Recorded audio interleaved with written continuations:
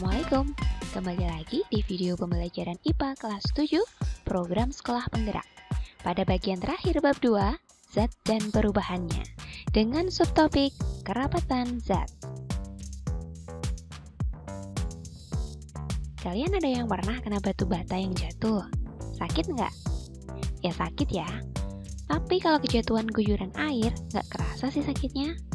Mengapa bisa begitu? Kita hubungkan dengan partikel penyusun materi tersebut. Batu merupakan zat padat, air merupakan zat cair. Kemarin kita sudah belajar tentang model partikel, berarti kamu sudah bisa membedakan kan? Pada volume yang sama atau besarnya sama, kira-kira partikel penyusunnya banyak yang mana ya? Dilihat dari model partikel pada gambar, sudah jelas bahwa partikel zat padat lebih banyak daripada jumlah partikel zat cair pada volume yang sama. Partikel pada zat padat lebih rapat dan lebih banyak daripada zat cair, sehingga batu bata memberikan efek yang lebih sakit daripada air. Perbedaan keadaan partikel-partikel pada materi atau zat yaitu pada kerapatannya, atau bisa kita samakan dengan massa jenis. Massa jenis adalah pengukuran massa setiap satuan volume benda. Semakin tinggi massa jenis suatu benda, maka semakin besar pula massa setiap volumenya. Dua jenis zat padat dengan volume yang sama belum tentu memiliki kerapatan partikel yang sama, bahkan massa jenis masing-masing materi berbeda-beda. Suatu jenis zat yang sama memiliki massa jenis yang sama walaupun ukurannya berbeda. Misal, gelas kaca yang dibentuk seperti gambar sebelah kiri memiliki massa jenis yang sama dengan gelas kaca yang dibentuk seperti gambar sebelah kanan, walaupun beda bentuk dan ukuran. Perhatikan gambar berikut ini. Ada 3 buah benda yang merupakan zat yang berbeda-beda ditimbang dengan neraca, menunjukkan hasil massa yang berbeda-beda.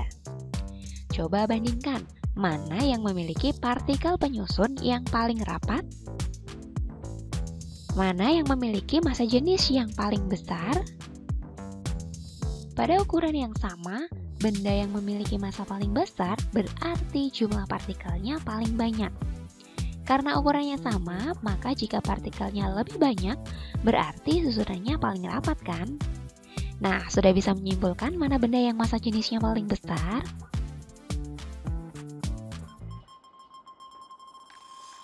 Sekarang bandingkanlah 1 kg besi dan 1 kg kapas. Mana yang lebih berat? Hayo, siapa yang jawab besi? Pasti kamu nggak teliti ya. Pertanyaannya kan beratan mana 1 kg besi dan 1 kg kapas?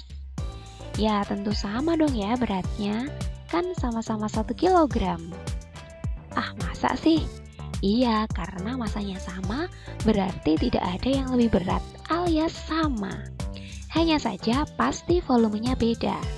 Kira-kira sebesar apa ya bungkusannya kalau kapas 1 kg? Massa jenis termasuk besaran turunan yang diturunkan dari besaran pokok massa dan volume. Kamu dapat menghitung massa jenis suatu benda asal kamu ukur dulu berapa massa dan volume tersebut. Kemudian hitung dengan persamaan Rho sama dengan M dibagi V, di mana Rho adalah massa jenis, M adalah massa, dan V adalah volume. Massa benda didapat dari pengukuran menggunakan timbangan atau neraca. Sedangkan volume dapat dihitung menggunakan rumus matematika jika bendanya berbentuk beraturan. Jika bendanya tidak beraturan, maka dapat menggunakan bantuan gelas ukur dan air. Air dengan volume awal tertentu dimasuki benda yang akan diukur volumenya. Tentu saja setelah dimasuki benda, maka permukaan akan naik sehingga terbaca volume yang baru. Kenaikan volume ini atau selisih antara volume akhir dan awal dari air merupakan volume benda tersebut. Atau jika menggunakan gelas yang berpancur seperti ini, ketika benda dimasukkan maka akan ada air yang tumpah. volume air yang tumpah ini merupakan volume benda. Yuk kita lihat contoh bagaimana menghitung massa jenis. Tentukanlah massa jenis dari objek berikut ini yang memiliki massa 120 gram. Lihat, objeknya berbentuk balok. Di sini sudah dikasih tahu panjangnya berapa, tingginya berapa, dan lebarnya berapa. Langkah pertama menyelesaikan soal ini adalah menghitung volume benda. Sementara massa benda telah diketahui ya, yaitu 120 gram. Oke, kita cari volumenya dengan rumus volume balok adalah volume sama dengan panjang kali lebar kali tinggi. Masuk ini angkanya. Panjangnya 6, lebarnya 4, tingginya 5. Dikalikan, nanti hasilnya 120. Setelah mengetahui massa dan volume benda, sekarang kalian dapat menentukan massa jenis. Ayo, rumusnya apa tadi? Rho sama dengan M dibagi V. M-nya 120 gram, V-nya volumenya didapat dari tadi, 120 ya. Nah, ini 120 cm3. Dibagi, ketemunya 1 gram per cm3. Jadi pasangan satuannya, jika masanya menggunakan satuan gram, maka volumenya memakai satuan cm3. Kalau soalnya nanti masanya itu menggunakan satuan kilogram, maka satuan volumenya adalah meter kubik. Jangan dicampur-campur ya. Ada sedikit cerita nih. Familiar dengan nama Archimedes?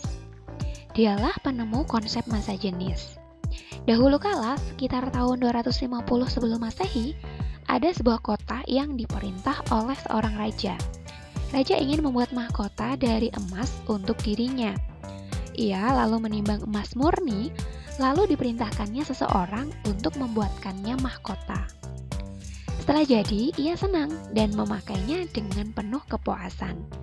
Tapi ia terganggu dengan orang-orang di sekitar yang mengatakan bahwa si pembuat mahkota itu telah berbuat curang dan mempertanyakan keaslian mahkotanya. Raja memanggil seorang jenius, yaitu Archimedes, untuk menyelidiki kandungan mahkotanya. Asli emas semua atau tidak? Archimedes menyanggupi permintaan raja dan berpikir keras bagaimana ia bisa menyelesaikan masalah tersebut. Sampai pada suatu ketika, Archimedes mandi, mencelupkan dirinya ke bak berisi penuh air. Ia menyadari bahwa ketika ia masuk, ada air yang tumpah.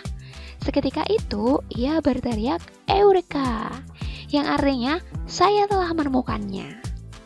Ya, Archimedes telah menemukan bagaimana membuktikan mahkota sang raja asli atau palsu. Archimedes menggunakan cara yang sederhana. Dia mengisi wadah dengan air sampai penuh. Ia memasukkan emas murni yang bermassa sama dengan massa mahkota raja. Air yang tumpah, ia ukur volumenya. Lalu ia melakukan hal yang sama pada mahkota raja. Volume air yang tumpah juga dia ukur. Kemudian dia membandingkan keduanya. Volume air yang tumpah yang pertama dengan yang kedua. Nah, kamu bisa nebak gak nih gimana caranya untuk tahu mahkota raja tersebut terbuat dari emas murni semuanya atau dicampuri dengan bahan lain? Tulis di kolom komentar ya.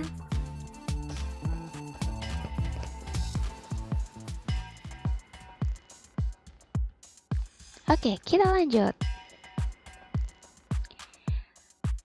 Wih, pernah gak nih kamu mengapung di kolam renang seperti ini? Kalau pengen bisa seperti ini, kamu bisa piknik ke Yordania.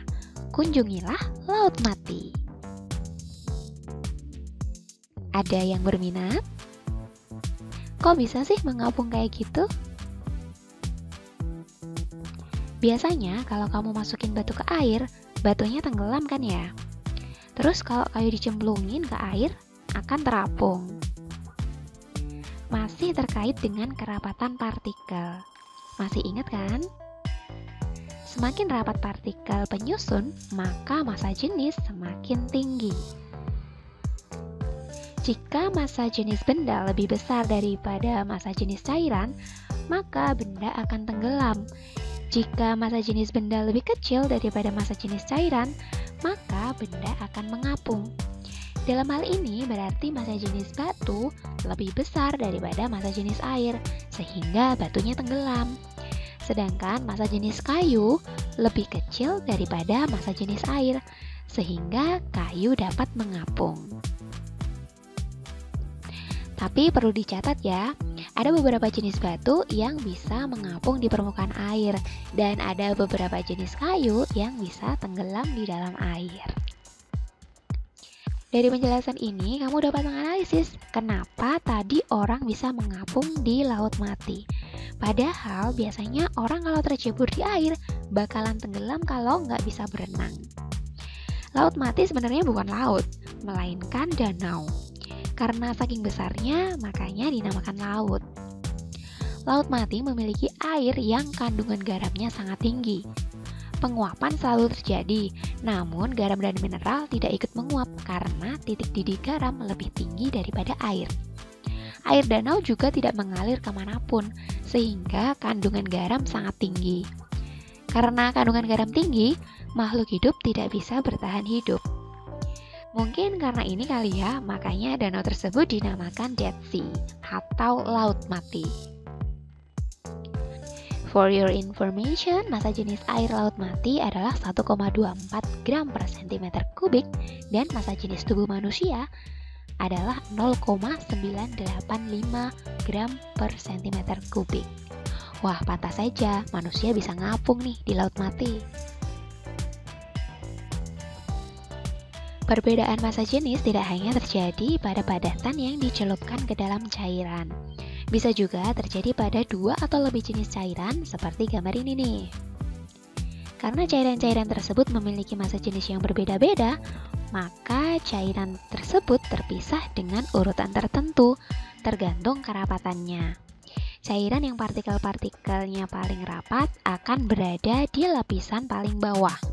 Dan cairan yang paling renggang partikelnya akan berada di paling atas. Siapa dulu waktu kecil suka sama balon? Atau sekarang juga masih suka? Balon yang kamu tiup nggak bisa terbang seperti ini ya. Balon-balon yang bisa terbang atau melayang di udara karena diisi oleh gas helium. Gas helium memiliki kerapatan partikel yang lebih kecil daripada kerapatan udara di sekitar. Jadi bisa melayang naik deh. Itu tadi peristiwa-peristiwa yang berhubungan dengan kerapatan partikel yang menyusun suatu zat. Menarik bukan? Sampai jumpa di video berikutnya. Bye-bye.